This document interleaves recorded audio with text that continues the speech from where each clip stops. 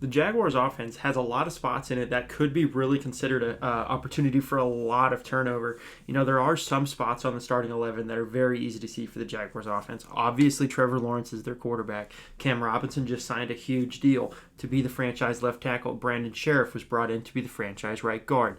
Things like that. But hey, if you're new, I'd love for you to subscribe to the channel, drop a like on this video. I'd love to have you as a part of the Fan Cave community. But for the purposes of this video, we're going to assume the Jaguars are probably going to be running like a base 11 personnel offense, right? One running back, one tight end. Since we have all the semantics out of the way, let's jump right in. The quarterback, it's no question, like I said, it's Trevor Lawrence. He's going to be the starting quarterback for the Jaguars in 2022. And hopefully for the next decade plus, I'd love to be talking about how Trevor Lawrence is the franchise quarterback in 2032. That would be an incredible thing to do, But with an emphasis that Doug Pederson usually has on a run game, I really do think that a lot of Trevor's success is going to come off the play-action game.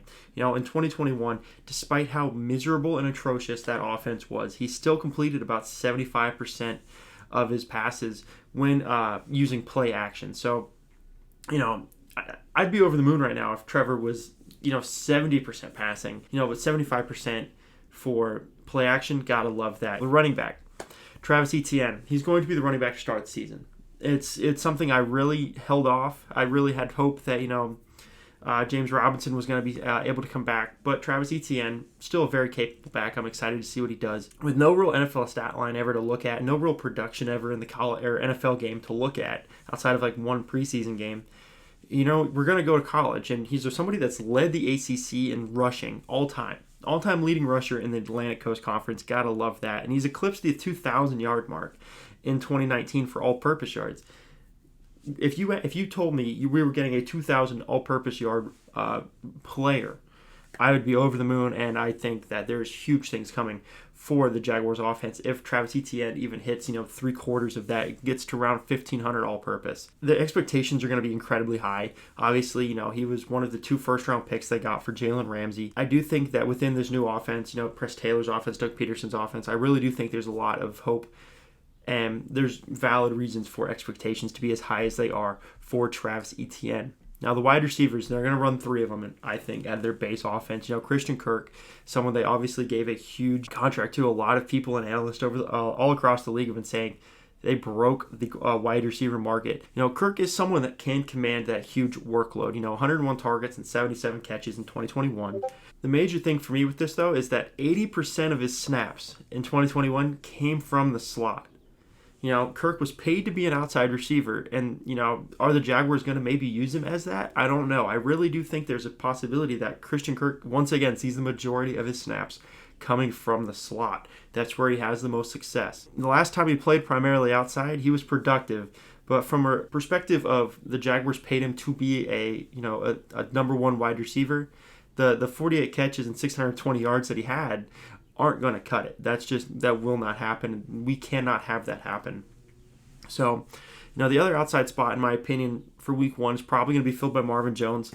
Marvin Jones, obviously, is someone that has really shined throughout moments of the 2021 year, but he's really come to light whenever he has somebody else up opposite of him that's of capable and similar skill sets. You think Kenny Golladay, he had a bunch of success in Detroit, and that was the reason he got the money to come down here. It's why Golladay got the money to go to the Giants.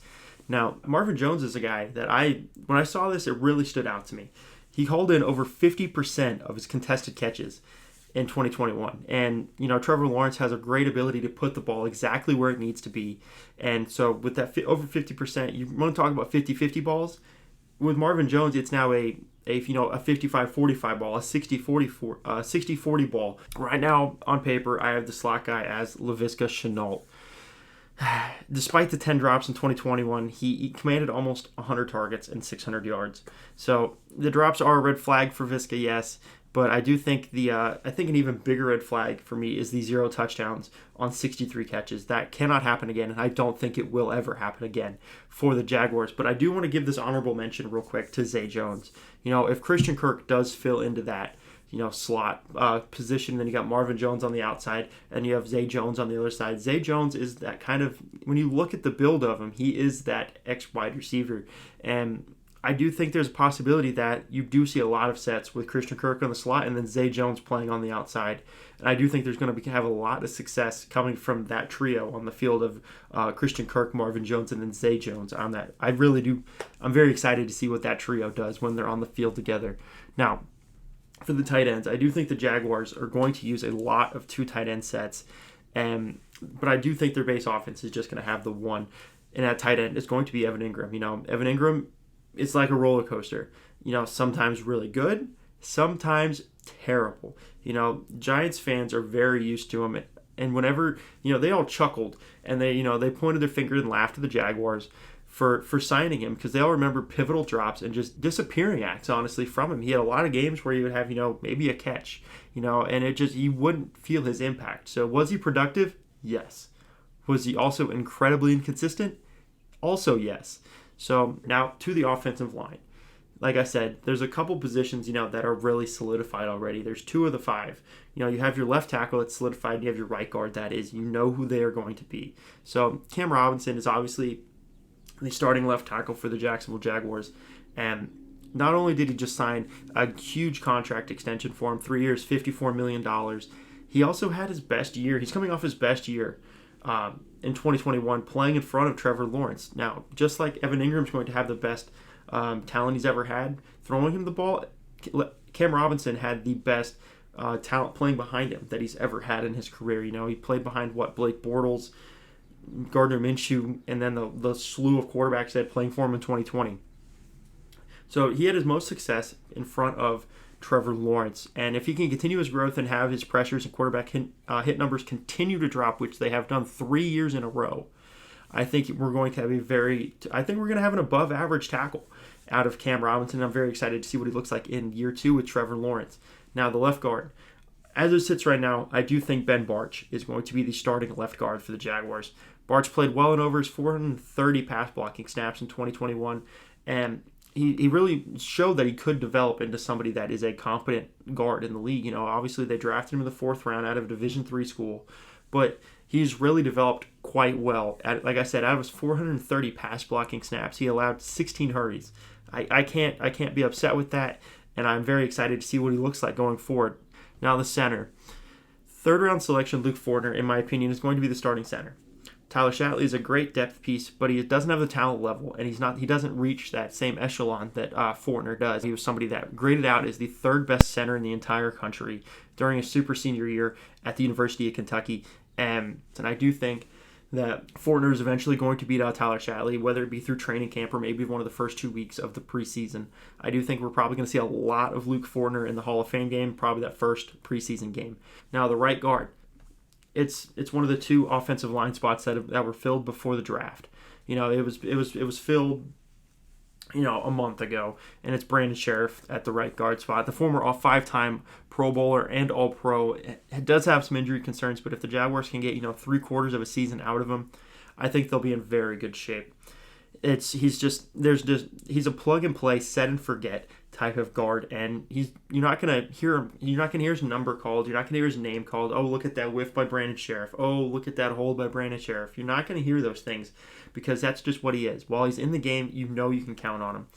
Now, the right tackle spot is, in my opinion, a 2-dog race. You have Jawan Taylor and you have Walker Little, 2 former 2nd-round picks. And while Taylor is the incumbent, I do think a lot of Jaguar fans would really just be pounding their head against the wall if they heard that Jawan Taylor is going to be the starting right tackle for the Jaguars.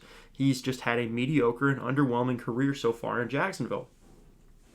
Taylor's allowed almost 100 hurries and over 130 pressures in his time in Jacksonville. Now, Walker Little is someone that a lot of fans started calling Baby Baselli right after he was drafted, in that rookie offseason, rookie OTA, stuff like that. And those talks flamed out. He's not Baby Baselli just yet. And, he's the front runner, in my opinion, to be the starting right tackle. Little was someone that was considered to be a mid-first round talent prior to his 2019 knee injury, and then opted out due to COVID reasons of the 2020 season as well. So Little was a star left tackle for the Stanford Cardinal, and he earned all Pac-12 first team, and then was also a preseason All-American in 2019. So we really haven't seen what Walker Little can be in a clumped setting. When I say that, we saw him in the New England game. but we've yet to see him, in an expanded role, playing multiple games in multiple, a season-long experiment on Walker Little. I absolutely do think if it's a 50-50 race, I'm giving it to Little because we know what Jawan Taylor is. He's a guy that's going to get you, 15 penalties in a year. And the majority of them are going to be holds, and he's going to just whiff on blocks. We know what he is. We don't know what Walker Little is, and I do think that experiment, based off the fact he was considered a potential first-round pick, I do think that absolutely has to be the nod for him going forward. Hey, I'm with it. I'm very excited to see what this offensive line looks like. I think it's going to be obviously the hot spot for a lot of the conversation in Jaguars talks and and talk radio on YouTube channels, on Twitter, things like that. But let me know down below who you guys think is going to be the starting left guard and the starting right tackle. I would love to hear your guys' thoughts down below in the comments section. Thank you guys so much for watching.